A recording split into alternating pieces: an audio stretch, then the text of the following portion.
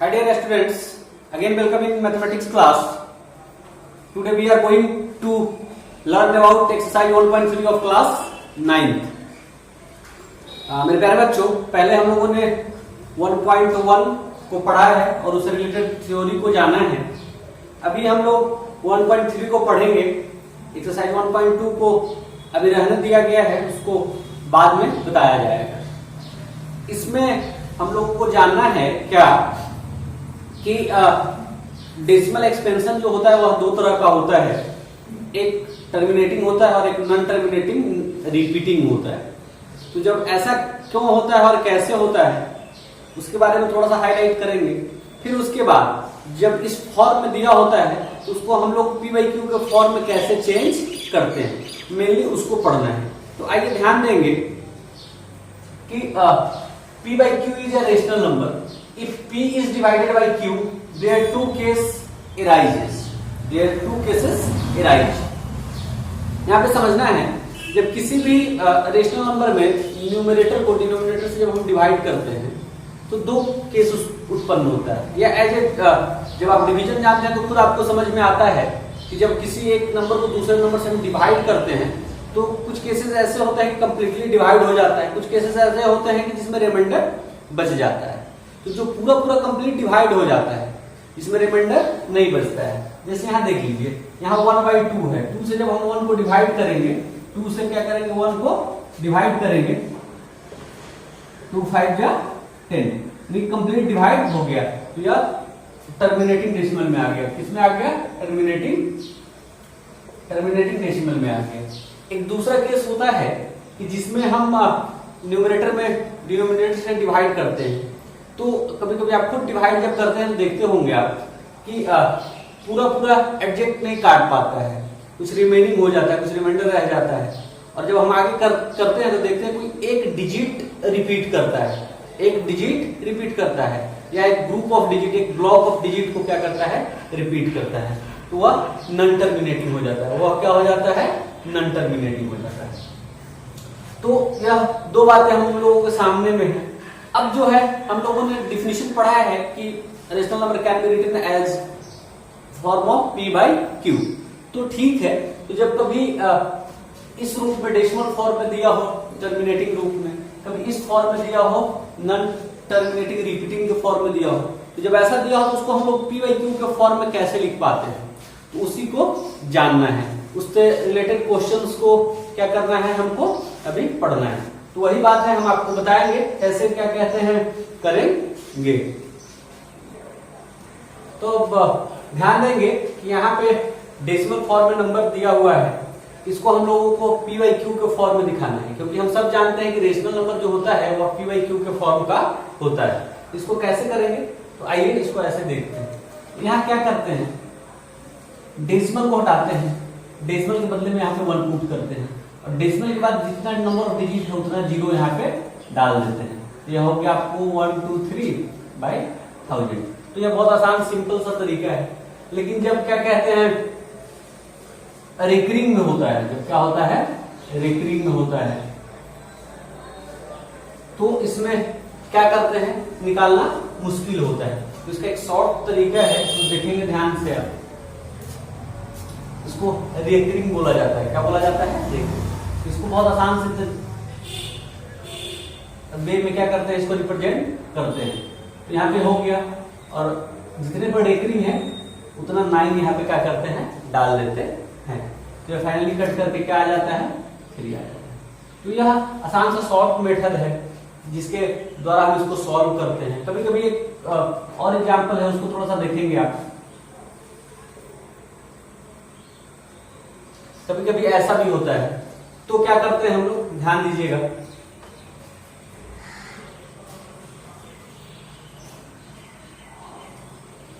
जब ऐसा होता है तब कभी हम लोग क्या करते हैं, ऐसा करते हैं. तो यह भी एक तरीका है शॉर्ट में, जिससे हम लोग रिकरिंग वाले नंबर्स को ऐसे रिप्रेजेंट करते हैं. लेकिन जब मैथमेटिकली हमको बहुत अच्छे से पूरा डिराइव करके पहुंचना होता है कि रिजल्ट कैसे आया, तो उसके लिए मैथमेटिकली हम लोगों को डिराइव करना पड़ता है.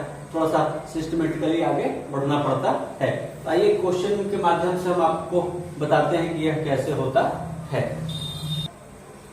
आइए, तो जब डेसिमल फॉर्म में और रिपीटेड फॉर्म में जब दिया होता है तो उसको PYQ के फॉर्म में कैसे चेंज करते हैं, आइए उससे रिलेटेड यह क्वेश्चन है उसको हम लोग देखते हैं। इसमें एक बात जो सबसे ध्यान देने वाली बात है कि जब सिंपली डेसिमल में हो, रेकरिंग नहीं हो, तो उसको चेंज करना बहुत आसान होता है। जैसे मैंने बताया भी था, फिर से एक बार ध्यान दे देंगे। जैसे 0.246 हो गया, इसको जब चेंज करना है तो डेसिमल को हटाएंगे, 1 डाल देंगे, उसके बाद नंबर ऑफ डिजिट 1 2 3 काउंट करेंगे, 3 0 यहाँ पे पुट कर देंगे। तो यह हमारा हो गया कि यह जब डेसिमल फॉर्म में सिंपली हो तो इसको हम लोग PYQ के फॉर्म में दिखा दिए। जब यहाँ पे रेकरिंग फॉर्म में होता है उसको, उसका शॉर्ट मेथड मैंने बताया था आपको। अभी थोड़ा सा लॉन्ग बाय प्रोसेस कैसे होता है उसको हम लोग यहाँ पे डिस्कस करेंगे। तो सबसे पहले इसमें जो एक बात देखना होता है, जो सबसे पहले आपको नोटिस करना होता है सॉल्विंग द प्रॉब्लम, कि कितने डिजिट पे रेकरिंग है, कितने डिजिट पे रेकरिंग का साइन दिया हुआ है। तो यहाँ हम लोग देख पा रहे हैं कि सिर्फ एक डिजिट पे रेकरिंग का क्या कहते हैं, साइन है। तो जितने डिजिट पे रेकरिंग का होता है साइन 1 पे, उतने जीरो से दोनों तरफ क्या करते हैं, हम लोगों को मल्टीप्लाई करना पड़ता है। तो यहाँ सबसे पहले हम लोगों ने क्या किया, लेट जो दिया हुआ उसको x मान लिया, x इक्वल्स 0.3 रेकरिंग। रेकरिंग का मतलब होता है कि रिपीट करना, रिपीट करना। तो इसका मतलब रिपीट, अगर हम लोगों ने रिपीटेड फॉर्म में यहाँ पे लिख दिया। मैंने क्या कहा अभी कि जितना डिजिट पे रेकरिंग होगा उतने जीरो से दोनों तरफ हम लोगों को मल्टीप्लाई करना है। तो यहाँ एक पे है 1 पे 1 जीरो, दैट इज 10 से LHS में भी और 10 से RHS में भी हम लोगों ने मल्टीप्लाई किया। तो यह हो गया 10x हो गया हम लोगों का। इधर एक डेसिमल इधर आगे आ जाएगा, जब मल्टीप्लाई आप करेंगे एक इधर जाएगा 3.33। इसको इक्वेशन 2 हमने कह दिया। यहाँ पे इक्वेशन 1 ले लिया था हमने। क्या किया, 2 से 1 को माइनस किया, फिर बिगेट। यहाँ तो 10x, यहाँ पे x, तो यहाँ 3.33 और यहाँ पे 0.33 माइनस किया।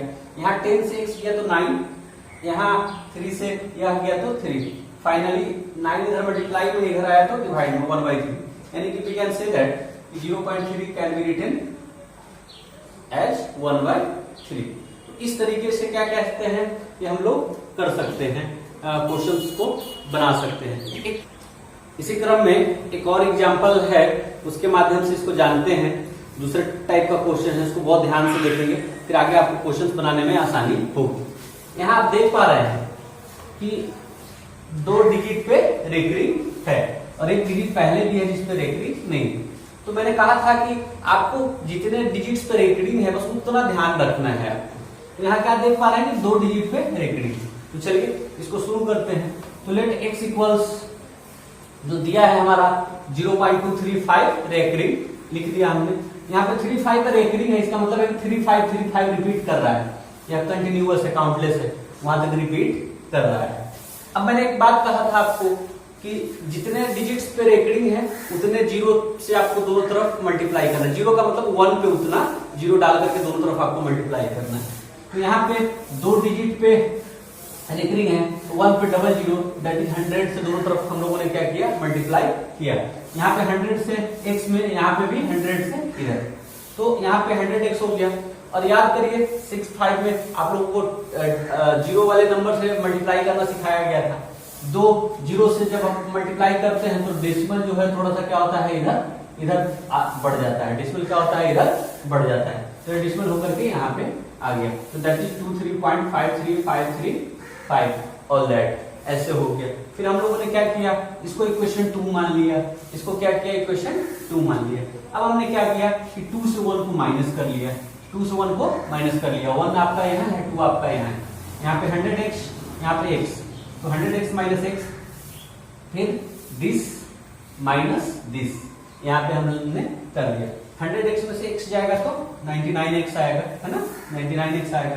फिर इधर से यह माइनस होगा तो 23.3 आ गया। फिर हमको x का वैल्यू चाहिए, तो इधर मल्टीप्लाई इधर किया तो डिवाइड में, तो 23.3/99 आ गया। फिर यहाँ पे डेसिमल था, इसको हमने हटाया, फिर एक जीरो आ गया, यानी कि दैट इज 233/990 आ गया। So 0.235 recurring can be written as 233/990। 990।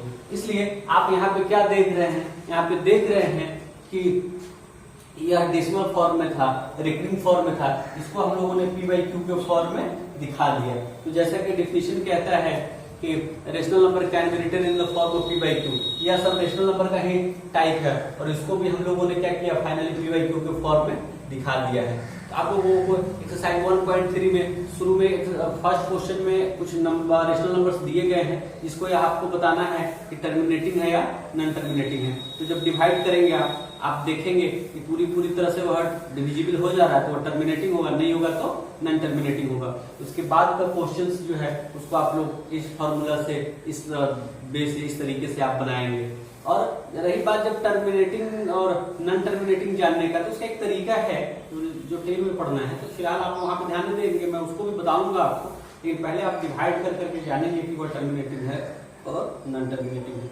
तो आप यह जो 2 क्वेश्चंस मैंने यहाँ पे बोर्ड पे बनाया है उसको आप लोगों को बनाना है, साथ ही एक्सरसाइज 1.3 आप लोगों को बनाना है। तो आपका होमवर्क, टुडे होमवर्क हो गया, do exercise 1.3। So be safe and take care. That's all for today.